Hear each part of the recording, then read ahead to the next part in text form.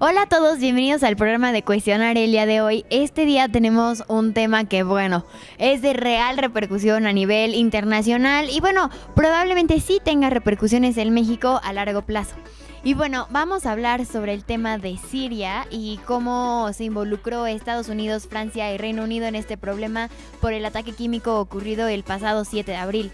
Entonces, en este programa vamos a analizar qué tan justificable es el bombardeo encabezado por Estados Unidos, Reino Unido y Francia, y también cuál es el papel que está fungiendo la ONU, porque realmente no ha tomado cartas en el asunto, ¿no? Más allá de querer hacer la inspección, que Rusia no se lo permite. Y finalmente vamos a hablar un poco, y bueno, mejor dicho, al principio queremos contextualizar un poco cuáles las repercusiones históricas que hay y cómo esto podría causar un mayor conflicto del que se podría, o sea, del que puede ser, ¿no? Entonces, Ixchel, ¿nos quieres contar un poco del contexto histórico entre estas potencias, Rusia, Estados Unidos? ¿Por qué es tan peligroso que estos dos se confronten? Pues realmente creo que más que hablar acerca de qué está pasando en Siria y todo Medio Oriente, porque es una maraña complicada de explicar en un segundo, sino creo que hay que entender que hay tensiones con Rusia, siempre ha sabido, o sea, no es de hoy, no es de mañana, ni de ayer, o sea, es de siempre. Tenemos la Guerra Fría. Hemos visto tensiones también con China, de Estados Unidos, vemos tomar bandos dentro del conflicto de Siria, entonces eso complica la situación, complica el cómo se afrontan las cosas, y obviamente al haber haber potencias políticas tan fuertes como Estados Unidos y Rusia dentro de este conflicto, pues en la ONU no hay un consenso general, pues, porque es como otra vez la división. Bloques, ¿no? La bipolaridad que existe. Exactamente. No sé si Juanda tiene...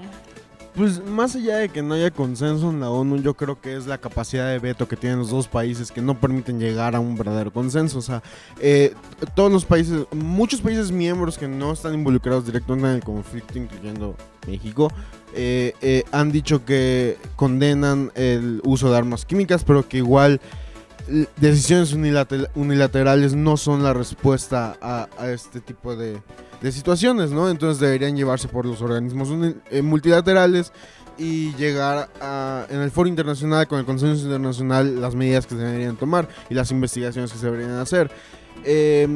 Las cuestiones geopolíticas creo que son muy claras, ¿no? Es buscar sí, petróleo, que también ahorita es... petróleo, gas natural, expandir la influencia de ambos países en la región. Y afectar un poco la política europea, porque hay un acueducto de gas natural muy importante que va desde Rusia a Europa y pasa por Siria, entonces...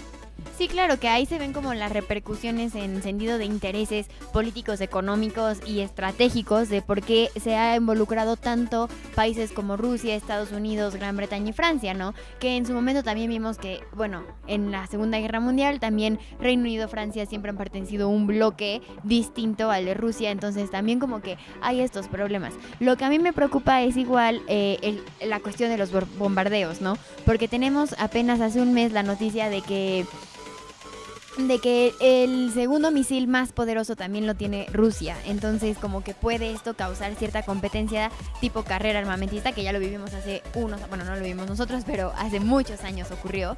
Entonces, ¿qué tan pertinente o no creen que fue la acción de Estados Unidos y, bueno, los países que lo acompañaron en el bombardeo? Creo que hay rastros muy claros de disuasión. O sea, se nota el cómo se maneja esa tensión entre los países y ver quién puede más y quién puede menos, o sea, quién se rinde primero, ¿no? Creo que es condenable, las acciones que tomaron son condenables, tanto el ataque de gas como el bombardeo en contraataque de gas. O sea, ambas, o sea, es como violencia con violencia, ¿cómo se piensa? Toda la vida, desde la primaria nos han repetido, y es una fórmula clave: la violencia más violencia solo genera más violencia. O sea, no hay... En este caso, incluso la agranda, ¿no? Porque más países se involucran.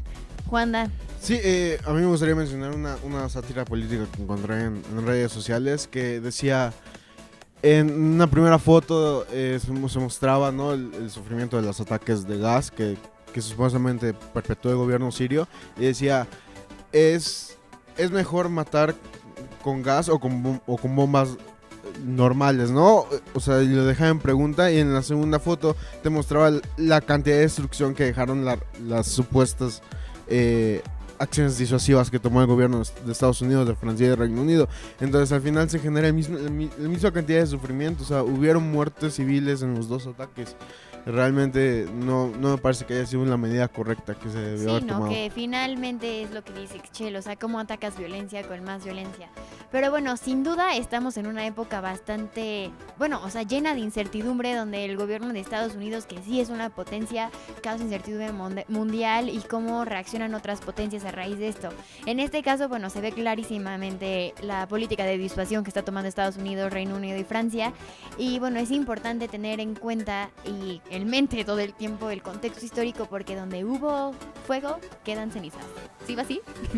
Pero los dejamos con este breve sumario sobre lo que pasó en Siria. Ojalá y puedan comentar cuál es su opinión, qué opinan al respecto, cuál es su idea de lo que está pasando. Y recuerden, nosotros somos Cuestionare y gracias por acompañarnos.